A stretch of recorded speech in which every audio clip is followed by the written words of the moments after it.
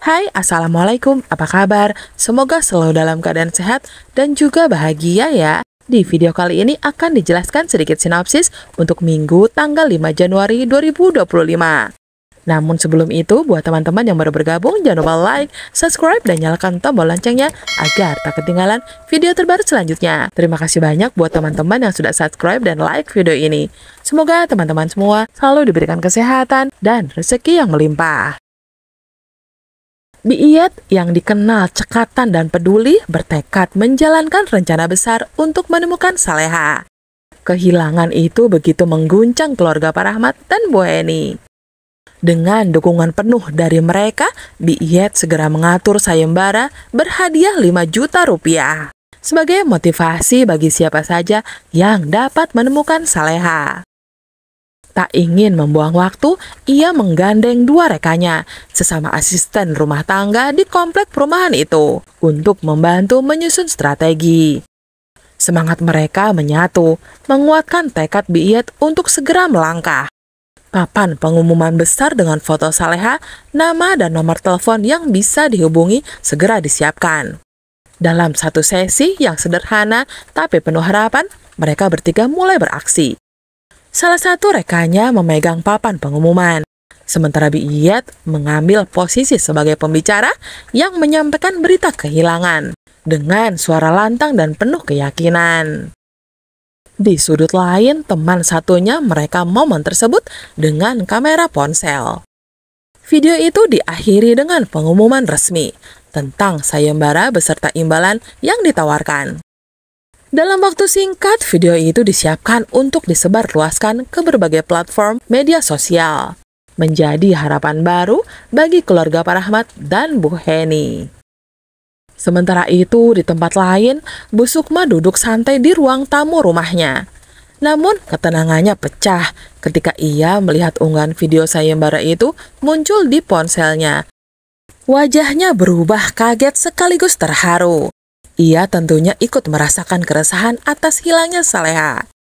Dengan penuh doa, Bu Sukma berharap langkah Biiyet dan teman-temannya ini menjadi jalan terang untuk menemukan Saleha dan membawa senyuman kembali ke rumah Pak Rahmat dan Bu Heni.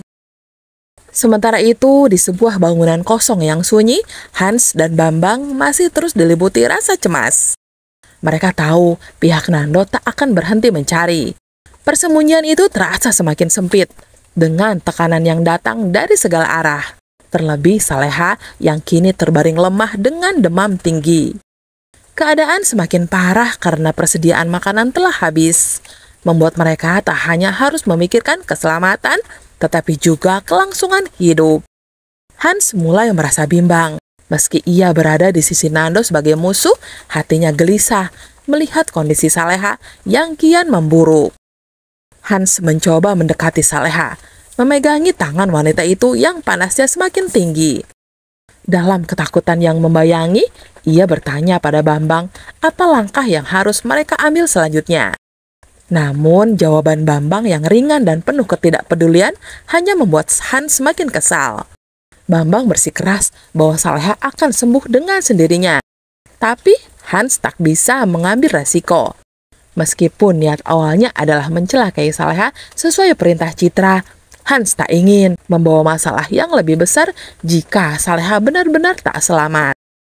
Akhirnya, Hans memutuskan untuk memanggil seorang perawat agar mengobati Saleha di tempat. Ketika perawat tiba, ia langsung tercengang melihat keadaan pasien yang terbaring lemah hanya beralaskan kardus di lantai. Meskipun bingung dan prihatin, perawat itu tetap menjalankan tugasnya. Ia berniat membuka mulut Saleha untuk memastikan kondisinya. Namun tiba-tiba Hans dengan kasar menepis tangannya dan melarang keras.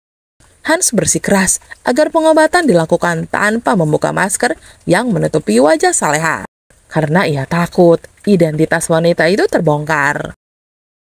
Ketegangan semakin terasa dan perawat mulai merasa ada sesuatu yang janggal.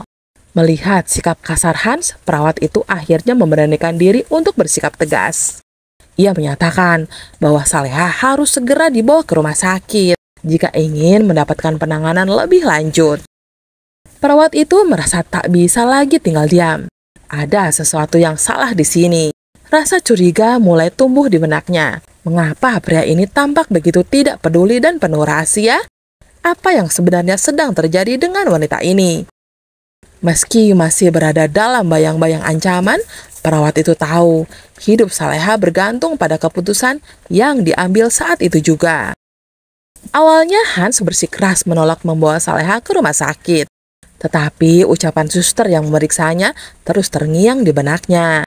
Ia mulai menyadari bahwa mempertahankan Saleha dalam kondisi seperti itu hanya akan memperburuk keadaan. Apalagi ia merasa tak adil jika ia harus menanggung kekacauan ini sendirian. Sementara Citra, orang yang memerintahnya, masih bisa hidup santai tanpa tahu apa yang sedang terjadi. Akhirnya setelah berdiskusi singkat dengan Bambang, yang awalnya juga menolak, mereka berdua sepakat untuk mengambil langkah berani. Ketakutan mereka terhadap resiko terbongkarnya persembunyian tetap ada. Namun kondisi Saleha semakin parah, tak memberi banyak pilihan. Dengan hati-hati, Hans membopong tubuh Saleha menuju rumah sakit terdekat, ditemani Bambang yang terus mengawasi keadaan sekitar. Langkah mereka penuh kewaspadaan, memastikan tak ada yang mengenali mereka. Terlebih wajah Saleha yang sengaja ditutupi masker untuk menyembunyikan identitasnya. Tanpa mereka sadari, tindakan mereka sebelumnya telah menjadi perbincangan di dunia maya, menyebar lewat video yang viral. Setibanya di rumah sakit, suster yang bertugas langsung meminta mereka meletakkan Saleha di atas brankar untuk pemeriksaan lebih lanjut. Sementara suster sibuk memeriksa kondisi Saleha, Bambang tetap berjaga. Matanya mengawasi setiap sudut ruangan dengan waspada, siap bertindak jika ada hal mencurigakan yang terjadi. Di rumahnya, Bu Heni tampak sumringah setelah menerima kabar mengejutkan tentang Saleha. Seseorang menghubunginya dan mengaku sempat melihat keadaan Saleha di suatu tempat. Kabar ini bagai oase di tengah kekhawatiran yang selama ini menyelimuti keluarga mereka. Dengan segera, tanpa membuang waktu, Bu Heni mengambil ponsel Pak Rahmat untuk menghubungi Nando. Ia merasa bahwa informasi ini sangat penting dan harus segera disampaikan kepada putranya. Sementara itu, di Resort Paradiso, Nando masih bersama Bu Linda dan Citra ketika panggilan dari ibunya masuk. Mendengar kabar bahwa ada seseorang yang melihat Saleha, hati Nando sedikit tenang, meski perasaannya bercampur antara lega dan cemas. Ia memutuskan untuk segera kembali ke Jakarta demi memastikan kebenaran informasi tersebut. Di sisi lain, Citra yang mendengar kabar itu langsung diselimuti kepanikan. Ia menyadari bahwa posisi Hans mungkin telah terdeteksi, dan ini bisa menjadi bencana besar. Rencana mereka untuk melenyapkan Saleha sekali lagi terancam gagal. Dan kali ini, situasinya lebih genting dari yang ia perkirakan.